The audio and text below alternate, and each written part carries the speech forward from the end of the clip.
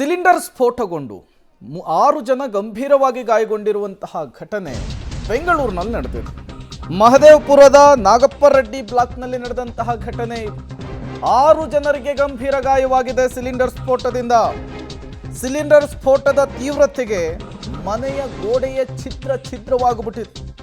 ಮನೆಯಲ್ಲಿದ್ದಂತಹ ವಸ್ತುಗಳು ಚಲ್ಲಾಪಿಲ್ಲಿಯಾಗಿ ಹೋಗ್ಬಿಟ್ಟಿದ್ದಾವೆ. ಹನುಮಂತಪ್ಪ 70 ವರ್ಷ, ಮಂಜುನಾಥ್ 33 ವರ್ಷ, ಮಮತಾ 29 ವರ್ಷ ಗಾಯಾಳುಗಳು ಅಂತ ಗುರುತಿಸಲಾಗಿದೆ. ಗಾಯಾಳುಗಳಿಗೆ ಸ್ಥಳೀಯ ಆಸ್ಪತ್ರೆಯಲ್ಲಿ ಟ್ರೀಟ್ಮೆಂಟ್ ಅನ್ನು ಕೊಡಿಸಲಾಗ್ತಾ ಇದೆ. ಸ್ಥಳಕ್ಕೆ ಅಗ್ನಿಶಾಮಕ ದಳದ ಸಿಬ್ಬಂದಿಗಳು ದೌಡಾಯಿಸಿದ್ರು. ಪೊಲೀಸರು ಕೂಡ ದೌಡಾಯಿಸಿ ಪರಿಸ್ಥಿತಿಯನ್ನ ಅವಲೋಕಿಸಿದ್ದಾರೆ. ಘಟನೆ ನಡೆಯೋದಕ್ಕೆ ಕಾರಣ ಏನು ಅಂತ ಹೇಳಿ ಮಾಹಿತಿಯನ್ನು ಪಡೆದುಕೊಂಡಿದ್ದಾರೆ. ಸಿಲಿಂಡರ್ ಬ್ಲಾಸ್ಟ್ ಆದಂತಹ ಮನೆಯ ಒಳಗಿನ ದೃಶ್ಯಗಳನ್ನು ಗಮನಿಸ್ತಾ ಇದ್ದೀರಿ. ಈ ಮಿನಿ ಬಾಂಬ್ ಬ್ಲಾಸ್ಟ್ ಆದ ರೀತಿಯ ಪರಿಸ್ಥಿತಿ ನಿರ್ಮಾಣವಾಗಿದೆ. ಛಿದ್ರವಾಗಿ ಹೋಗಿದೆ ಒಳಗಿದ್ದಂತಹ ವಸ್ತುಗಳು. ಗೋಡೆಯೆಲ್ಲ ಬಿರುಕು ಬಿಟ್ಟು ಹೋಗಿದೆ. ಆ ಪ್ರಮಾಣದಲ್ಲಿ ಆ ತೀವ್ರತೆ ಇರುವಂಥದ್ದು. ಈ ಸಿಲಿಂಡರ್ ಸ್ಫೋಟ ಆಗಾಗ ನಡೀತಾನೆ ಇರುತ್ತೆ. ಅದರ ಬಗ್ಗೆ ಹೇಗೆಲ್ಲ ಕಾಳಜಿ ವಹಿಸಬೇಕು, ನಿರ್ವಹಣೆ ಹೇಗಿರಬೇಕು ಅನ್ನೋದನ್ನು ಪೊಲೀಸರು ಆಗಾಗ ಜಾಗೃತಿ ಮೂಡಿಸುವಂತಹ ಕೆಲಸವನ್ನು ಮಾಡ್ತಾನೂ ಇರ್ತಾರೆ.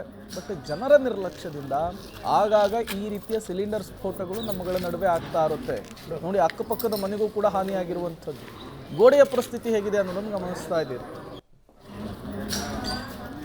ಮತ್ತಷ್ಟು ಡೀಟೇಲ್ಸ್ ಕೊಡ್ತಾರೆ ನರಸಿಂಹಮೂರ್ತಿ. ದೂರವಾಣಿ ಸಂಪರ್ಕದಲ್ಲಿ ಜಾಯಿನ್ ಆಗಿದ್ದಾರೆ. ನರಸಿಂಹಮೂರ್ತಿ, ಈ ಘಟನೆ ನಡೆದಿದ್ದು ಹೇಗೆ, ಸದ್ಯಕ್ಕೆ ಪರಿಸ್ಥಿತಿ ಹೇಗಿದೆ, ಗಾಯಾಳುಗಳ ಪರಿಸ್ಥಿತಿ ಹೇಗಿದೆ, ಏನೆಲ್ಲ ಡೀಟೇಲ್ಸ್ ಸಿಗ್ತಾ ಇದೆ ಅಂತ ಹೇಳಿ? ಪ್ರೇಮ, ಬೆಂಗಳೂರಿನ ಬೈಯಪ್ಪನಹಳ್ಳಿ ಪೊಲೀಸ್ ಠಾಣಾ ವ್ಯಾಪ್ತಿಯ ಮಹದೇವಪುರ ಅಂತೇಳಿ ಮಹದೇವಪುರದ ನಾಗಪ್ಪ ಬ್ಲಾಕ್ನಲ್ಲಿ ಈ ಒಂದು ಘಟನೆ ನಡೆದಿರೋದು. ಬೆಳಗ್ಗೆ 6:30ಕ್ಕೆ ಎಂದಿನಂತೆ ಈ ಗ್ಯಾಸ್ ಗೀಸರನ್ನು ಇಟ್ಕೊಂಡಿದ್ದಾರೆ. ಆ ಗ್ಯಾಸ್ ಗೀಸರ್ನಿಂದ ಅನಿಲ ಸೋರಿಕೆಯಾಗಿ ಬರ್ಸ್ಟ್ ಆದಂತಹ ಸಂದರ್ಭದಲ್ಲಿ ಮನೆಯಲ್ಲಿದ್ದಂತಹ ಸುಮಾರು 70 ವರ್ಷದ ಹನುಮಂತಪ್ಪ ಅಂತೇಳಿ ಮತ್ತು ಅವರ ಮಗ, ಅದ್ರ ಜೊತೆಗೆ ಅವರ ಸೊಸೆ ಮತ್ತು ಒಂದಿಬ್ಬರು ಮಂಜುನಾಥ್, ಪವಿತ್ರ, ಅಣ್ಣೇಶ್ ಅಂತೇಳಿ ಮತ್ತು ಒಂದು ಇಶಾನ್ ಅಂತೇಳಿ ಒಂದು 3 ವರ್ಷದ ಮಗು, ಇವರೆಲ್ಲರಿಗೂ ಕೂಡ ಗಾಯಗಳಾಗಿರೋದು. ಘಟನೆಯಲ್ಲಿ ಈ ಹನುಮಂತಪ್ಪ ಅಂತ ಏನಿದ್ರು ಅವ್ರಿಗೆ ಗಂಭೀರವಾಗಿ ಗಾಯವಾಗಿದೆ ಅನ್ನೋ ಮಾಹಿತಿಗಳು ಲಭ್ಯವಾಗ್ತಿದೆ. ಉಳಿದವರಿಗೆ ಸಣ್ಣ ಪುಟ್ಟ ಗಾಯಗಳಾಗಿದೆ ಅನ್ನೋ ಮಾಹಿತಿಗಳು ಕೂಡ ಸಿಕ್ಕಿರೋದು. ಆ ಒಂದು ಸ್ಫೋಟದ ರಭಸಕ್ಕೆ ಮನೆಯ ಗೋಡೆಯ ಛಿದ್ರವಾಗಿರೋದು.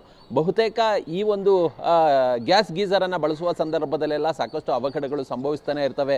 ಕಂಪೇರ್ ಟು ಈ ಒಂದು ಇತರ ವಿದ್ಯುತ್ ಗೀಸರ್ ಏನಿದೆ ಅದಕ್ಕೆ ಹೋಲಿಕೆ ಮಾಡಿದಂತಹ ಸಂದರ್ಭದಲ್ಲಿ ಈ ಗ್ಯಾಸ್ ಗೀಸರ್ನಿಂದ ಅವಘಡಗಳು ಹೆಚ್ಚು. ಈ ರೀತಿಯಾಗಿ ಬೆಂಗಳೂರಿನಲ್ಲಿ ಪದೇ ಸಾಕಷ್ಟು ಅವಘಡಗಳು ನಡೆದರೂ ಕೂಡ ನಮ್ಮ ಜನ ಯಾಕೋ ಎಚ್ಚೆತ್ತುಕೊಳ್ತಕ್ಕಂಥ ಲಕ್ಷಣಗಳು ಕಂಡು ಬಂದಿಲ್ಲ. ಇವತ್ತು ಕೂಡ ಆ ಒಂದು ಗ್ಯಾಸ್ ಗೀಸರ್ ಆನ್ ಮಾಡಿದಂತಹ ಸಂದರ್ಭದಲ್ಲಿ ಅನಿಲ ಸೋರಿಕೆಯಾಗಿದೆ. ಆ ಬಳಿಕ ಬರ್ಸ್ಟ್ ಆದಂತಹ ರಭಸಕ್ಕೆ ಏಕಾಏಕಿ ಮನೆಯ ಗೋಡೆಗಳು ಛಿದ್ರವಾಗಿರೋದು.